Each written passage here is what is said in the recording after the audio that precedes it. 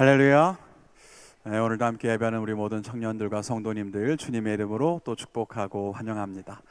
또 함께 예배하는 이곳에 우리 하나님 함께 하시고 또 하나님께 또 영광과 찬송을 올려드리는 그런 예배가 되었으면 좋겠습니다. 방금 읽은 말씀은요, 이스라엘이 바벨론 포로 생활을 마치고 다시 고향으로 돌아올 때 이야기입니다. 잘 아시다시피 이스라엘은 남과 북으로 나뉘어져 있다가 북이스라엘이 먼저 멸망을 당하고 남유다가 나중에 멸망당하게 됩니다. 남유다를 멸망시켰던 그 나라가 바로 바벨론입니다. 그리고 이 바벨론은 유다의 고위 관료들, 귀족 자녀들, 기술자들을 포로로 끌어다가 바벨론 땅에서 살게 만들었습니다. 그렇게 이 바벨론의 포로기가 얼마 동안 이어졌느냐? 무려 70년입니다. 일본이 우리나라를 식민지로 다스린 게 36년이니까 대략 일제시대보다 2배 정도 길다 이렇게 생각하면 되는데요. 이 긴 시간 동안 포로로 끌려갔다가 돌아왔어요. 그러면 사실 한 세대 혹은 두 세대가 지나간 겁니다. 지금이야 100세 시대다 이렇게 이야기하지만 그 옛날 평균 연령은 지금과는 비교가 안 되게 낮았단 말이죠. 그러니까 70년 동안 살아있는 사람이 썩 그렇게 많지는 않았을 것 같습니다. 이스라엘이 그 옛날에 광야 생활을 했을 때, 출애굽을 해서 광야를 지날 때 40년을 광야에서 헤매는데 그때에도 애굽에서 태어난 사람들은 다 죽었더라 이랬단 말이에요. 40년 동안에도 한 세대가 다 지나간 거죠. 그러니까 70년이면 사실 고향 땅을 기억하는 사람이 많지 않았을 겁니다. 대부분 다 바벨론 땅에서 태어났거나 아니면 이스라엘에서 너무 어렸을 때 포로로 끌려왔거나 그랬을 겁니다. 그런 유대인들이 드디어 포로 생활을 마치고 귀국을 하게 된 거예요. 그런데 그들이 마주한 현실은 너무 처참했습니다. 고향 땅은 황무지가 되어 있었어요. 물론 그 땅에 남아있는 사람들이 있었겠지만 이전에 자기 나라에서 땅을 일구며 살던 때와는 비교할 수 없을 정도로 어려웠어요. 성벽은 다 무너져서 약탈당하고 생존의 위기를 겪고 있었습니다. 무엇보다 성전이 다 무너져서 예배를 드릴 수가 없었어요. 이스라엘의 중심이라고 할 수 있고 또 민족의 구심점이고 하나님의 임재를 상징하는 성전이 무너졌으니까 사실 이스라엘은 모든 게 다 무너졌다 이렇게 생각할 수도 있었을 겁니다. 이런 상황에서 포로 귀환기의 역사가 시작된 것입니다. 그럼 처음에 고향으로 돌아온 사람들이 무슨 일을 했을까요? 집도 다시 지어야 하고 농장도 다시 일궈야 했겠죠. 그런데 유대인들에게는 계속 마음 한켠에 이 성전에 대한 부담이 있었습니다. 아무리 자기 집을 짓고 편안하게 살아도 또 농장을 짓고 부유하게 풍요로운 삶을 살아도 그것만으로 유대인이라고 할 수는 없는 겁니다. 진짜 유대인, 참 이스라엘이라면 성전을 짓고 그 성전에서 예배해야 비로소 그게 이스라엘인 거예요. 결국 유대인들은 성전을 먼저 짓기로 결단합니다. 그리고 오늘 말씀해 보니까 족장들이 모여서 솔선수범해서 재물을 모았다고 해요. 이것이 이스라엘의 정체성이었습니다. 성전을 중심으로 해서 모인 사람들, 하나님의 임재를 상징하는 성전과 언약궤, 하나님의 말씀을 상징하는 율법과 계명, 그런 것들을 귀하게 여기는 사람들, 이게 자기들의 정체성이었다는 거예요.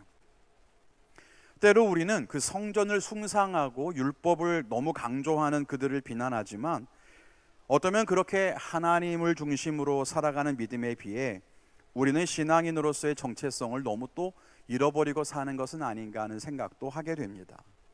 만일 여러분이라면 어떨까요? 집도 무너지고 논밭과 농장도 다 황폐하게 변했어요. 교회도 없어요. 그럼 여러분은 무엇을 가장 먼저 지으시겠습니까?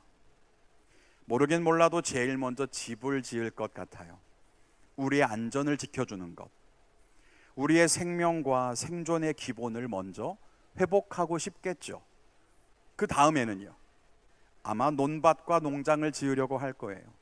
그게 우리의 생계를 책임져 주니까, 경제활동을 해야 살아갈 수 있을 테니까 우린 농장을 중요하게 생각하지 않을 수 없을 겁니다. 그리고 나서 여유가 있을 때, 비로소 내가 좀 살만할 때 주위를 둘러보다가 무너진 성전을 보고 다시 지어야 되겠네 이렇게 하지 않을까요? 결국 우리에게는 여유가 있을 때 돌아보는 곳, 내 삶이 안정되어야 찾아가는 곳, 그곳이 성전이라는 뜻입니다. 그런데 그게 과연 신앙인의 바른 정체성일까? 오늘 우리는 본문을 보면서 신앙인으로서 우리의 정체성을 결정하는 태도에 대해서 좀 생각해 보려고 합니다. 그게 뭘까요? 우리가 교회를 세우는 사람인가 하는 것입니다.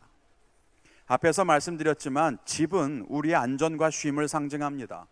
논밭과 포도원은 우리의 생계와 성공을 의미합니다. 그런데 성전은 이런 것들과는 비교가 안 되는 중요한 의미가 있죠. 그게 뭡니까? 바로 하나님의 임재와 그분으로부터 오는 은혜와 생명입니다. 우린 이 셋 중에서 무엇을 가장 중요하게 생각하는지 한번 생각해 봅시다. 여러분의 기도에, 여러분이 하는 그 기도에 삶의 안전을 책임지는 집, 생계를 책임지는 논밭이라고 할 수 있는 직장과 비전, 그리고 여러분의 생명과 은혜라고 하는 교회, 이 셋 중에 가장 많은 부분을 차지하는 기도는 어떤 것입니까? 아마 청년들 대부분은 직장과 비전을 위해서 많이 기도할 겁니다. 지금 그것이 가장 필요하다고 생각할 테니까요. 물론 어떤 분들은 생계를 생각할 여유도 없이 자신의 안전과 마음의 안정을 위해서 또 살아가는 분도 있을지도 모르겠습니다. 그런데 교회를 위해 기도하는 분, 하나님이 내게 부어주시는 은혜와 생명에 대해서 기도하는 사람은 얼마나 될까요? 만일 기도에서조차 교회가 우리의 마지막을 차지한다면 우리의 시간과 돈을 어디에 쓰는지는 묻지 않아도 답은 뻔할 것 같습니다. 항상 교회는 마지막일 거예요. 단순하게 일상왕림교회를 말하는 게 아니에요. 하나님의 은혜, 주님이 주시는 능력, 하나님의 임재 같은 건 아마 우리의 삶에서 가장 마지막 부분에 찾아오게 될 겁니다. 시간을 쓰는 것도 개인의 삶이 먼저고, 그 시간을 다 쓰고 남은 시간에 교회의 시간을 써요. 돈도 그렇고 에너지도 그렇습니다. 우리의 모든 우선순위에 있어서 집과 포도원이 우선이고 성전은 뒷전일 때가 대부분입니다.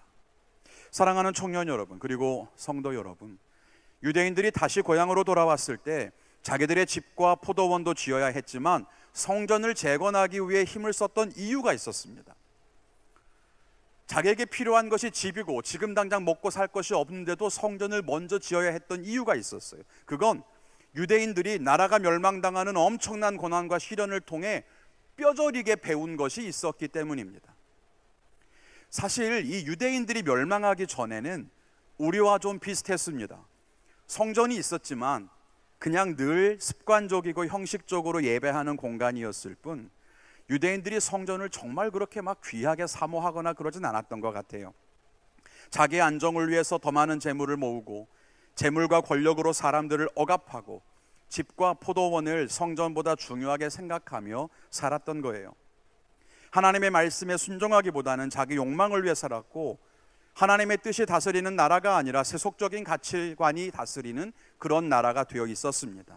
그러다가 결국 하나님의 징계를 받게 되고 바벨론에게 멸망을 당해요.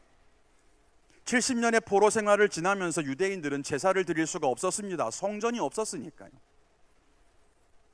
그러면서 자연스럽게 하나님 말씀에 집중하게 됩니다. 이스라엘의 지난 역사와 하나님의 율법에 대해서 천천히 배우면서 이스라엘 백성들이 한 가지 깨달은 사실이 있었습니다. 자기들이 하나님의 말씀대로 살지 못해서 지금 징계를 당한 것이로구나 하는 걸 깨닫게 된 거예요. 하나님의 율법과 얼마나 자기들의 삶이 멀어졌는지를 비로소 알게 된 겁니다. 그리고 그렇게 70년이 지나고 다시 고향 땅으로 돌아왔단 말이에요. 그러니까 이 사람들에게는 다시 이 성전을 재건하고 이 성전을 중심으로 자기들의 무너진 믿음을 새롭게 하는 게 얼마나 중요했겠습니까? 유대인들은 알았습니다. 크고 화려한 집이 자기들의 평안과 안정을 지켜주는 것이 아니라고 하는 것. 넓은 농과 밭, 비옥 하나, 또 포도원, 비록 비옥하고 또 잘 가꾸어진 그런 포도원이 자기를 부유하게 해주지도 않을 뿐더러 부유하게 된다고 해도 그게 전부가 아니라고 하는 것을 알았습니다. 그래서 이번에는 성전을 새로 짓는 데 마음을 모읍니다. 성전을 다시 짓자, 새롭게 우리가 시작하자, 돈과 포도원보다 성전을 먼저 지어야겠다는 마음을 먹게 된 거예요. 이 사람들에게는 성전을 짓기 위해 예물을 드리는 게 아깝지 않았습니다. 오늘 68절에 보니까 기쁘게 예물을 드렸다 이렇게 표현합니다. 누가 시킨 것도 아닙니다. 자기들이 성전을 세우고 싶은 마음이 들어서 그렇게 한 겁니다. 그게 진정으로 교회를 세우는 사람의 마음이고 우리와는 다른, 그리고 우리가 배워야 하는 자세가 아닐까 생각해요. 우리도 그래야 합니다. 우리가 신앙생활을 하는 이유는 신앙생활을 통해서 더 좋은 집을 얻기 위해서가 아닙니다. 열심히 성전을 돌보면 하나님이 나의 포도원을 더 축복해 주실 것 같다, 그런 믿음 때문에 신앙생활을 하는 것이 아닙니다. 집을 돌보고 포도원을 넓히는 것이 우리를 살게 하는 게 아니라 성전을 통해 하나님을 만나고 그 하나님의 은혜를 얻는 것이 참으로 나의 평안과 안정을 지키는 길이라고 하는 것을 믿는 거예요. 그러므로 우리는 집과 포도원을 지을 게 아니라 성전을 짓는 것을 더 힘써야 하는 거죠. 여러분은 집을 짓는 사람입니까? 여러분은 포도원을 일구는 사람입니까? 아니면 성전을 세워가는 사람입니까? 여러분은 시간과 돈을 어디에 쓰십니까? 여러분의 마음은 어디에 있습니까? 하나님의 성전을 세우는 것이 우리의 삶의 가장 중요한 일이라고 하는 것을 여러분들은 과연 기억하고 있습니까?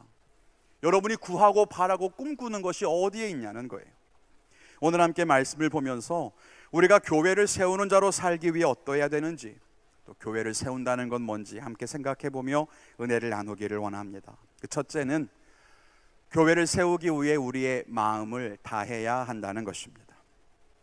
우리의 마음을 다해야 돼요. 68절에 보면 족장들이 예루살렘에 있는 성전 터에 이르러 하나님의 전을 그곳에 다시 건축하려고 예물을 드렸다고 합니다. 그러니까 이들의 마음에는 하나님의 성전을 지어야겠다라고 하는 마음, 그 소원이 있었던 거예요. 그리고 마음이 움직이는 대로 예물을 드렸던 겁니다. 우리가 하나님의 교회를 세울 때 우리는 마음을 다해야만 합니다. 신앙생활은요, 누가 시킨다고 억지로 할 수 있는 게 아닙니다. 마치 의무조항을 이행하는 것처럼 그렇게 신앙생활하는 것은 우리에게 아무런 유익이 없습니다. 그리스도인은 일주일에 꼭 한 번 이상 교회 예배 참석해야 한다. 성도는 반드시 수입의 10분의 1을 11조로 헌금해야 한다. 마땅히 하나 이상의 봉사를 해야 한다. 이런 규율을 세우고 그걸 지키기 위해 억지로 신앙생활 한다면 여러분, 그게 과연 하나님을 기쁘시게 할 수 있을까요? 의무적인 신앙생활은 그것을 하는 사람에게도 힘들고 괴로울 뿐이고 하나님도 기뻐 받으시지 않습니다. 자원하는 마음이 중요한 겁니다. 그럼 여러분은 어떤 마음으로 이 청년부에 오시나요? 어떤 마음으로 봉사를 하고 있습니까? 억지로 누가 시켜서 하십니까? 아니면 하나님을 위해 기쁘게 섬기고 있습니까? 아니면 처음엔 기쁘게 시작했는데 점점 지치고 힘들어가고 있지는 않습니까? 우리의 마음을 돌아봐야 돼요. 교회를 세워간다는 건 단순하게 어떤 건물을 높이는 것을 말하는 게 아니에요. 공동체의 숫자가 늘어가는 것을 의미하는 것도 아닙니다. 교회를 세운다는 건 우리의 마음이 모여지는 것을 의미합니다. 하나님을 기쁘시게 하려는 마음, 하나님의 나라를 사모하는 마음, 하나님의 뜻을 위해 헌신하는 마음, 그런 마음들이 점점 모일 때 교회가 자라나는 거예요. 교회가 세워져 가는 것입니다. 그렇지 않으면 그 교회는 큰 교회가 아닙니다. 여기 모인 우리 유비크 성도들보다 더 많이 모이는 교회 아마 이 땅에 많을 겁니다. 그럼 더 많이 모이고 건물이 크니까 그 교회가 더 큰 교회냐? 아니요. 그럼 반대로 우리보다 모이는 숫자가 적으면 그 교회는 작은 교회냐? 아니요. 우리보다 더 모이기에 힘쓰고 공동체를 사랑하는 마음이 크고 교회를 위해서 모여지는 그 마음이 더 큰 곳, 거기가 더 큰 교회라는 거예요. 그 마음이 얼만큼 모여지느냐가 중요한 겁니다. 작년보다 우리는 숫자가 조금 늘었어요. 그러면 과연 우린 작년보다 우리 공동체를 향한 마음은 더 커졌습니까? 숫자는 늘었는데 마음이 작아지고 있다면 우리는 점점 작아지고 있다는 것을 기억해야 합니다. 그건 교회의 위기라는 거예요. 그러므로 우리가 얼만큼 교회를, 하나님의 나라를, 그리고 내가 갖고 있는 하나님의 은혜를 사모하며 자원하고 또 마음을 모으는가가 중요한 거죠.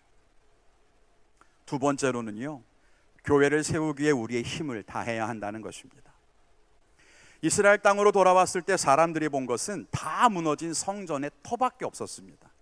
성전은 없고, 그러니까 건물은 없고, 예전에 여기에 성전이 있었을 것 같다라고 짐작할 수 있는 공터만 있었던 거죠. 여러분, 그걸 보며 얼마나 마음이 아팠을까요?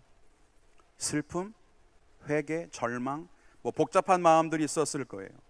그래서 그 터를 보면서 여기 다시 성전을 세워야 되겠다, 내 안에 무너진 하나님의 성전을 다시 세우는 게 필요하겠다 라고 마음먹는 사람들이 있었다는 겁니다. 그런데 더 중요한 건 뭔지 아십니까? 성전을 세워야지 라고 마음만 먹은 게 아니라 실제로 성전을 짓기 위해 그들이 예물을 모으고 제사장의 옷을 만들고 실제로 성전을 지을 재료들을 모아서 공사를 시작하게 됐다는 게 중요한 겁니다. 누구나 마음을 먹을 수는 있지만 그것을 행동으로 옮기는 것은 쉽지 않습니다. 우리 교회가 너무 좋아, 그래서 우리 교회가 잘 됐으면 좋겠어, 그렇게 생각할 수는 있지만 그러기 위해서 무언가 행동하는 건 또 다른 문제라는 거예요. 하나님의 은혜를 세워야 되겠다, 다시 하나님의 은혜를 받고 싶다, 내 믿음이 다시 회복됐으면 좋겠다, 마음 먹는 건 누구나 할 수 있지만 그러기 위해 행동하는 건 또 다른 문제라는 거예요. 여러분, 여기 쓰레기가 막 널브러져 있다고 생각해 보세요. 누가 쓰레기를 여기다 버린 거야? 비난하기는 쉽죠. 다시는 쓰레기를 못 버리도록 법을 엄격하게 만들어야 돼, 그럴 수 있겠죠. 그런데 쓰레기를 치우는 사람이 없다면 우리는 계속 쓰레기 냄새를 맡으면서 예배해야 되는 거예요. 그런데 가끔 교회 안에서 보면 교회와 사람들을 향해 비난하고 서로를 향해 욕하고 정죄하는 사람들은 있는데 그 사람들은 정작 교회를 위해 하는 게 없어요. 교회가 헌금을 그렇게 쓰면 안 된다라고 하면서 자기가 헌금하는 거 보면 헌금 생활 엉망이에요. 저런 사람이 일꾼 되면 안 돼 하면서 자기는 그 사람만큼 일도 안 해요. 그런 사람 정말 많아요. 그러면 안 된다는 겁니다. 오늘 족장들이 성전이 세워지면 좋겠다 마음만 먹고 재정 지원도 안 하고 인력도 지원을 안 했다면 누구도 자기 집과 포도원을 짓느라고 성전 공사 현장에 오지 않았더라면 이 성전이 지어질 수 있었겠습니까? 힘을 모았기 때문에 이 일들이 가능했단 말이에요. 오늘 이 사람들이 모은 예물이 얼마나 될까요? 옛날에 오늘 읽은 성경에는 옛날 단위로 되어 있는데 환산해 보니까 금이 256kg, 은이 3톤 정도라고 합니다. 제사장의 옷은 100벌 정도가 되는 거예요. 금 한 돈이 3.1g이에요. 금 한 돈이 요즘 얼마인지 아십니까? 환산해 보시면 정말 어마어마한 금액이라는 걸 금방 아실 수 있을 거예요. 천문학적인 숫자죠. 그만큼의 돈을 모아서 성전을 지었다는 거예요. 그 사람들이 그 돈을 다 내고서도 자기가 여유롭게 살 수 있는 어마어마한 재벌이라서 돈을 낸 게 아닙니다. 자기들 먹을 거 줄이고 자기 집과 포도원 지을 거 아껴서 성전을 위해 모은 재산이에요. 왜 아깝지 않았겠습니까? 자기에게도 필요한 것들이지만 하나님께 아낌없이 드린 거예요. 우리가 교회를 세우기 위해서는 그렇게 힘을 다하는 희생이 필요한 겁니다. 자기 시간을 내지 않고서는 교회를 세울 수 없습니다. 자기의 돈을 들이지 않고서는 교회를 세울 수 없습니다. 무엇보다 자기의 삶을 들이지 않으면 절대로 하나님의 교회는 세워질 수 없는 겁니다. 그러면 우리는 힘써 드리는 공동체입니까? 자기 각자의 인생이 힘드니까 교회만 대충 출석하고 예배를 드리자라고 하는 그런 사람이 대부분이라면 그 교회가 어떻게 세워질 수 있겠습니까? 여러분이 볼 때 어떨지 모르겠지만 여기 앞에서 찬양 인도하는 예배팀은요, 주일 예배를 위해서 주중에 콘티를 만들고 악보를 편곡하고 토요일에 모여서 연습을 해요. 리더들은 훈련받기 위해서 정해진 시간에 모여서 교육도 받고요, 회의와 모임도 정기적으로 해요. 한 달에 한 번씩 모여서 함께 공동체를 위해 기도도 해요. 사역팀장들은 여러분과 함께 사역을 만들어내기 위해서 재정을 헌신하고 시간을 들여 뭔가를 고민하고 계속해서 만들어내요. 여러분, 이게 쉬운 일이라고 생각하십니까? 그렇게 힘을 다하는 사람들이 교회를 만들어가는 거예요. 그러므로 여러분이 정말로 하나님을 사랑하고 교회를 세우기를 원한다면 뒤로 물러서지 말고 힘을 다해 섬길 수 있어야만 합니다. 여러분이 교회와 유비크를 위해 무언가 하는 게 없다고 생각한다면 다시 힘써 앞으로 나오세요. 뭐라도 하셔야 돼요. 재정을 드리고 시간을 드려야 돼요. 눈에 보이는 교회가 아니라 여러분 안에 하나님의 나라와 성전을 세우고 싶다면 마찬가지예요. 여러분 거기에 힘을 다해 헌신하고 시간과 노력을 들여야 돼요. 믿음이 회복됐으면 좋겠다라는 마음으로 회복되는 믿음 따위는 없습니다. 그건 진짜 믿음이 아니에요. 여러분은 믿음을 회복하기 위해 어떤 힘을 쓰고 계십니까? 여러분 안에 무너진 하나님의 나라를 세우기 위해 어떤 것에 희생하고 헌신하고 있습니까? 무엇을 드리고 있습니까? 그걸 해내지 않으면 우리의 믿음이 회복될 리는 없다는 거예요. 그리고 세 번째, 교회를 세우기 위해 우리는 뜻을 다해야 한다는 것입니다. 오늘 본문에 보면 이 성전을 짓는 일에 어떤 사람들이 함께 있는지 정확히 알 수 없지만 많은 사람들이 뜻을 모았다는 것은 알 수 있습니다. 여러분, 이게 중요합니다. 하나님의 교회와 나라를 위해서 마음을 다하는 사람 있을 수 있어요. 힘을 다해서 재정과 시간을 들이는 사람들이 있을 수도 있어요. 그러나 한 사람의 마음과 힘으로 교회를 세워갈 수는 없다는 것입니다. 거기엔 반드시 함께 뜻을 모으는 여러 사람들이 있어야만 합니다. 오해하면 안 돼요. 여러 사람이 있어야 하는 것이 아닙니다. 뜻을 모으는 여러 사람이 있어야 되는 거죠. 사람이 모이는 조직이나 모임을 보면 사람들의 숫자가 아무리 많아도 생각과 계획과 뜻이 안 맞아서 결국 다 흩어지고 마는 것을 종종 보게 됩니다. 교회도 그렇습니다.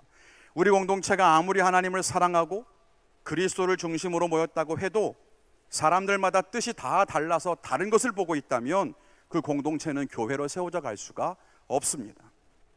오늘 본문에서 사람들이 많은 재물을 모았지만 어떤 사람은 그 모은 금을 가지고 성전을 지읍시다 이렇게 얘기하고, 또 어떤 사람들은 왕궁을 지어야 합니다 이렇게 하고, 또 누군가는 아이 민생을 위해서 저수지를 만듭시다 이렇게 이야기를 해서 뜻이 다 사분오열 달라진다면 어떻게 됐을까요? 다들 다투다가 시간을 낭비했을 거고 결국 마음이 갈라지고 마음이 상해서 자기 돈 다 돌려달라 뭐 이래가면서 돈 챙겨서 각자 돌아가지 않았겠습니까? 뜻을 하나로 모으는 게 얼마나 중요한지 모릅니다. 지금의 한국 교회를 보세요. 나라를 위해서 기도하자고 하면서도 뜻이 다르니까 서로 갈라져서 자기들이 옳다고만 하고 상대 쪽 비난하고 공격하고 결국 하나님은 온데간데 없고 다툼만 있지 않습니까? 뜻이 하나가 되지 않으면 사람들의 숫자는 중요한 게 아니라는 거예요. 그리고 거기에선 결코 교회는 세워질 수 없다는 것입니다. 우리 유비크는 뜻이 하나로 모여 있습니까? 우리가 가고자 하는 방향은 모두 일치합니까? 이게 중요하다는 거예요. 아무리 앞에서 달려갑시다 라고 해도 여러분의 뜻이 목회자들과 다르면 우린 교회로서 앞으로 한 발짝도 나아갈 수 없습니다. 목회자의 뜻이 아무리 좋아도 여러분이 뜻을 모으지 않으면 못 가요. 여러분의 뜻이 아무리 훌륭해도 목회자와 하나가 되지 않으면 앞으로 갈 수 없어요. 그래서 중요한 건 얼마나 중요하고 좋은 뜻을 가지고 있느냐가 아니라 그 뜻을 얼마나 잘 공유하고 서로 하나가 되느냐입니다. 같은 목표와 같은 꿈을 갖는 것, 이게 공동체에는 중요하다는 말이에요. 오늘 이렇게 세 가지 모습을 살펴봤어요. 교회를 세우는 일에 마음을 다해야 하고 힘을 다해야 하고 뜻을 다해야 합니다라고 했는데 여러분 이 말씀 어딘가 좀 익숙하지 않습니까? 우리가 잘 아는 말씀 신명기 6장 5절에 그런 말씀이 있어요. 너는 마음을 다하고 뜻을 다하고 힘을 다해서 네 하나님 여호와를 사랑하라. 하나님이 우리에게 하신 말씀, 하나님을 사랑하되 마음을 다하고 뜻을 다하고 힘을 다해 사랑하라는 거예요. 우리가 하나님을 사랑하는 것도 교회를 세우는 것도 다 마음을 다해서 뜻을 다해서 힘을 다해서 해야만 합니다. 그런데 어떻게 하면 마음을 다하고 뜻을 다하고 힘을 다하는 걸까? 우리는 항상 그 방법이 궁금하잖아요. 그래서 어떻게 하라는 겁니까? 뭐 여러 가지로 설명할 수 있겠지만 이렇게 짧게 설명할 수 있을 것 같아요. 마음을 다하기 위해서 여러분 성령님께 기도하세요. 하나님을 더 사랑하고 하나님 나라의 일들에 마음을 쏟을 수 있도록 우리는 기도해야만 합니다. 억지로 신앙생활하지 않고 자원하는 마음과 기쁨으로 할 수 있도록 기도해야 돼요. 왜냐하면 우리의 힘과 의지로 할 수 있는 건 아니거든요.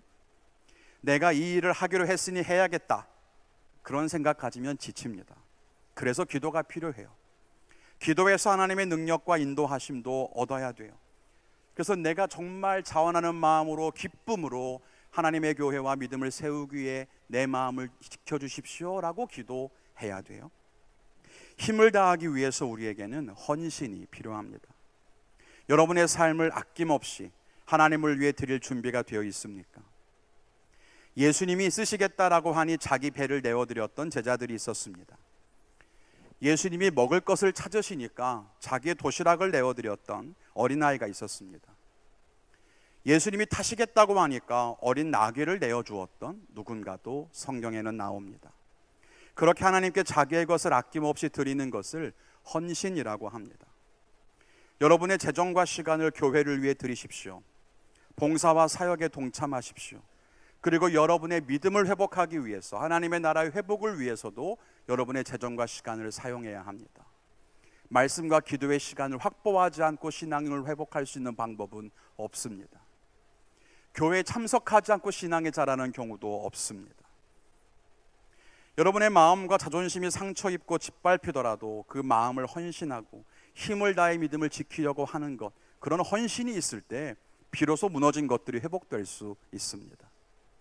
끝으로 뜻을 다하기 위해서 필요한 것은 순종입니다. 교회 공동체가 뜻을 하나로 모으기 위해 필요한 것은 리더십에게 순종하는 겁니다.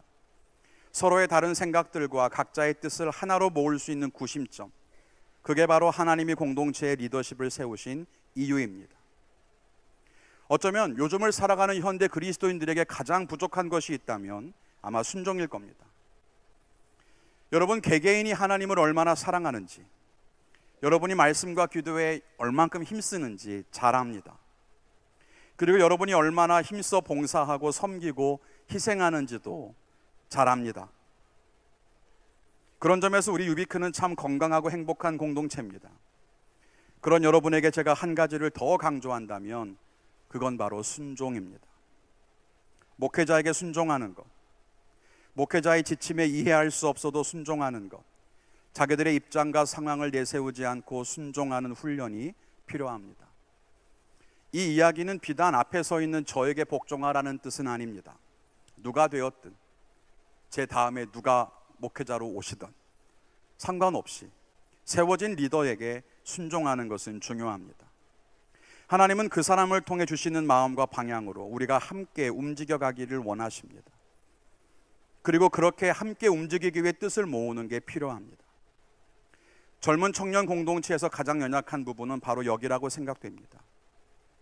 그래서 반대로 이 부분이 정말로 가능하다면, 정말로 우리가 젊음의 혈기와 우리들의 의의를 내려놓고 순종을 배워 실천할 수 있다면 그 교회는 반드시 세워질 거라고 저는 믿습니다. 그게 제가 유비크 공동체에 바라는 일이에요. 여러분 각자의 생각과 경험이 있을 겁니다. 여러분이 세워놓은 거룩한 뜻도 있을 겁니다. 그런데 그게 하나가 되지 않으면, 뜻이 모여지지 않으면 우리 교회가 세워져 갈 수 없다는 거예요. 뜻을 모은다는 게 뭔지 아십니까? 여러분, 올해 우리 교회 표가 뭘까요? 네, 지금 그렇게 바라보는 게 뜻을 모으는 겁니다. 같은 곳을 바라보는 거예요. 동시에 쫙. 본 김에 읽어볼까요? 시작.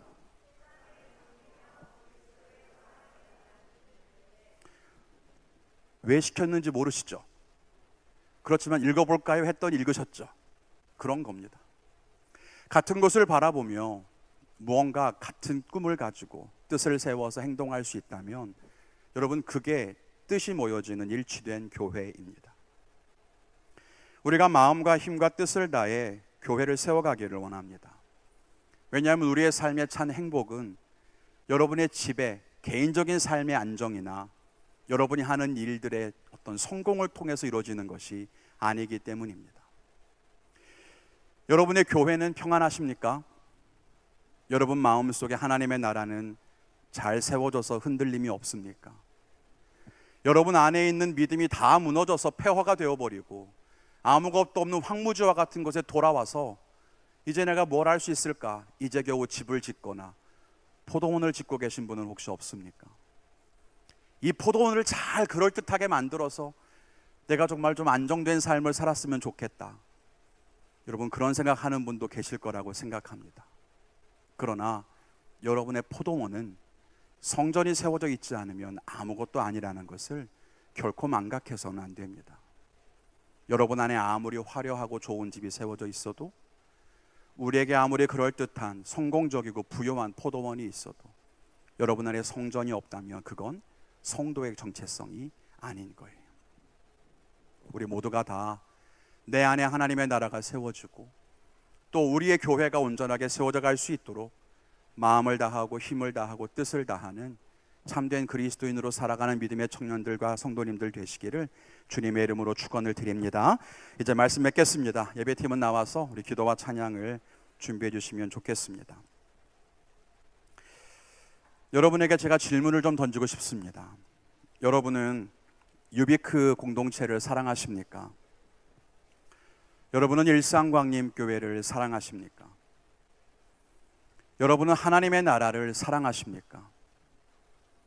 여러분은 여러분의 심령에 임한 하나님의 나라와 그 교회를 사랑하십니까?